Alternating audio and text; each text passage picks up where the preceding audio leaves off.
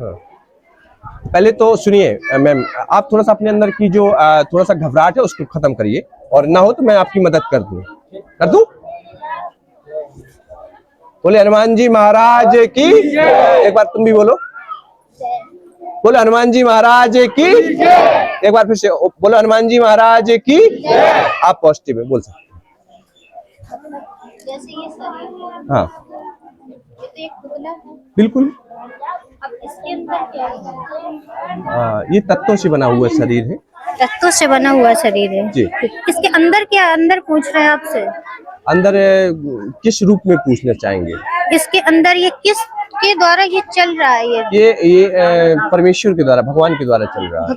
ये भगवान के काफी, द्वारा? बिल्कुल भगवान तो कुछ, इसके अंदर भी तो कुछ होगा तभी तो चलेगा हाँ वो। काफी जो रक्त मांस हड्डी जी, तो मतलब रक्त खाल सब मांस कुछ है। होगा उसके बाद, मतलब जो इंसान जैसे मर जाता है तो उसके अंदर मतलब जब कुछ नहीं होता ना, हाँ एक ऊर्जा होती है जो ऊर्जा परमात्मा की शक्ति, होती है, जिसको प्राण तो बोलते हैं। उसको हम बता रहे हैं। हाँ। आपको भी नहीं मालूम है? जी, वो एक आत्मा है। आत्मा, उसी को, वही आत्मा ही तो बोल रहा हूँ। हाँ, हाँ। आत्मा पूछ, वो है कहाँ? वो आत्मा अदृश्य है। रहती किस जगह है पूरे शरीर में? उस कोई डॉक्टरी भाषा में बोले तो माइंड। जी, माइंड किस जगह, इधर इधर कहाँ रहती है? हमें ये मध्य ये होता है। जी, थैंक यू। इस जगह आत्मा रहती है। जी। उसके तीन कर्तव्य हैं। तीन कर्तव्य, राइट। एक मन, हाँ बुद्धि, हाँ। संस्कार। संस्कार। मन हमारा क्या करता है? सोचने का कार्य करता है। सोचने का कार्य करता है। बुद्धि हमारी निर्णय करती है। निर्णय करती है, राइट। जी, और जो हमने बुद्धि से काम लिया उसके बाद जो कार्य किया, जी, वो कार्य करने के बाद में जो हमने किया, अच्छा किया या बुरा किया, वो हमारा संस्कार बन गया। बिल्कुल बिल्कुल। और आत्मा का जैसे ड्राइवर होता है, जी। तो जैसे ड्राइवर को गाड़ी चलानी नहीं आती तो क्या करेगा? एक्सीडेंट कर देगा। ऐसे जब शरीर को हाँ चलाना नहीं आता होगा तो क्या करेगी आत्मा? एक्सीडेंट हो जाएगा। एक्सीडेंट हो जाएगा। तो इसके बाद मतलब इसका जैसे ये है, इसका भोजन अलग है। जी बिल्कुल। हाँ। दाल रोटी चावल, ये भोजन है इसका। बिल्कुल बिल्कुल। और इसके बाद जो गाड़ी का भोजन है वो अलग है। ईंधन।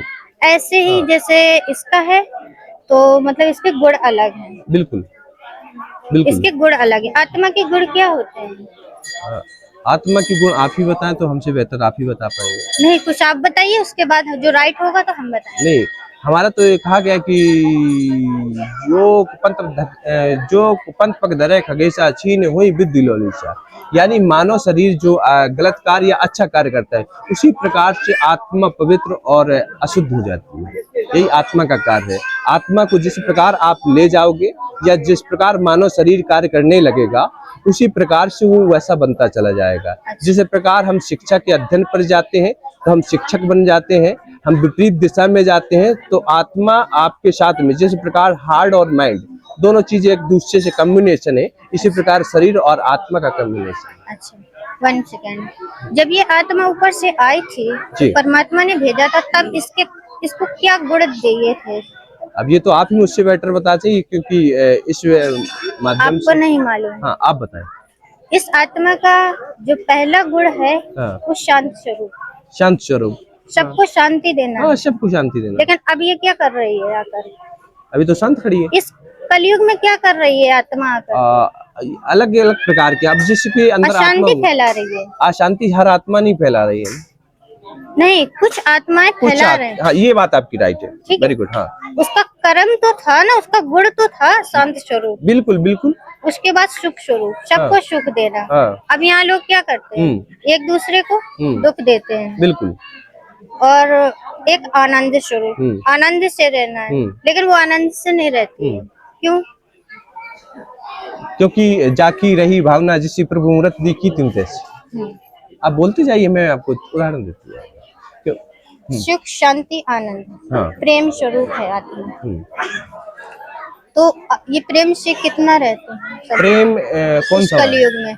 प्रेम, इस कलयुग में अब प्रेम वो असली प्रेम, असली प्रेम ये जो परमात्मा और जी, जो परमात्मा ने प्रेम स्वरूप गुण दिया था आत्मा को, तो आप मैंने बताया ना कि जो जिस प्रकार इंसान जिस रंग में रंग गया, जिस पोजीशंस में बह गया, उसी प्रकार का वो उसी तरह पवित्र हो जाता है। इसी प्रकार आपने समझाया, हमें अच्छा लगा, क्योंकि अगर हमें आत्मा को पवित्र करना है तो हमें ज्ञान की आवश्यकता है, ज्ञान सुनना चाहिए, ज्ञान और सुनना चाहिए। उससे हमारी आत्मा साफ होती है, चमक आती है आत्मा में, राइट। उदाहरण के तौर पे हम ज्यादा टॉपिक लंबा नहीं ले जाएंगे, क्योंकि बहुत सारे लोग देहात के हैं, तो मैं आपकी बात समझ रहा हूँ, ये जल्दी पल्ली आपकी भाषा को नहीं समझ पाएंगे, क्योंकि जो आपका उदाहरण बहुत लंबा है, लेकिन चीज वही है।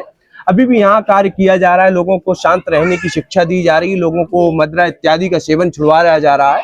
जी, और उसके अभी के लोग मदिरा छोड़ रहे हैं, तो वो आत्मा को विचलित कर देती, शरीर को विचलित कर देती, अपने माइंड को नष्ट कर देती, बुद्धि को सोचने में नष्ट कर देती, यानी सभी तत्वों को वो कमजोर बना देती। इसी प्रकार हम बुरी चीजों से जब इनको निवारण करेंगे, सही रास्ते पे लाएंगे, तो इनका तेज भी चमकेगा, इनका मस्तक भी चमकेगा, इनका दिमाग भी चमकेगा, और बाकी इसी को कहते हैं आत्मा, परमात्मा की कृपा आत्मा पे हो गई। अगर आत्मा से मानोगे तो परमात्मा अवश्य आएंगे। इसी प्रकार आत्मा और परमात्मा का बहुत बड़ा कॉम्बिनेशन है, बहुत बड़ा प्रेम है।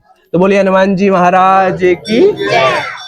ठीक है, अच्छा लगा, थोड़ा सा और कॉन्फिडेंस थोड़ा सा करिए, और बोलती अच्छा हो लेकिन थोड़ा सा डर रहता है। बोलिए, मैं सिर्फ देख रहा था कि आप बोल कितना पाती है। अच्छा लगा, बहुत अच्छा, बहुत धन्यवाद। और ये कार्यकर्ती ने बहुत अच्छा कार्य कर रही है, ठीक है, लेकिन इसको ज्यादा लंबा ना ले जाइए, क्योंकि ये देहात है, और ये जब ले जाना है तो एक सिटी में जब आपका प्रोग्राम हो तो वहां इसको लंबा खींचिएगा, ठीक है। तो क्योंकि यहाँ भीड़ बहुत है, अगर हम छोटे से रूप को बड़ा ले जाएंगे तो उस समय आनंद नहीं आएगा, और काफी लोग वंचित रह जाएंगे कि हमसे गुरुजी से मुलाकात नहीं हुई या आपसे मुलाकात नहीं हुई। तो इस वजह से आप इस कार्य को शॉर्ट में लोगों को समझाएं। पहले पहला ज्ञान, जिस प्रकार हम बच्चे को छोटा बड़ा छुट्टी तक समझाते हैं, ज्ञान तक नहीं समझाते, इसी प्रकार हमें लोगों को जो शिक्षा आप देती हैं, तो आप थोड़ा सा क्रम बाई क्रमबद्ध समझाएं, तो उनको जरूर परमात्मा का ज्ञान होगा, ईश्वरी शक्ति का ज्ञान होगा। जय श्री राधे, जय श्री राम, जय हनुमान।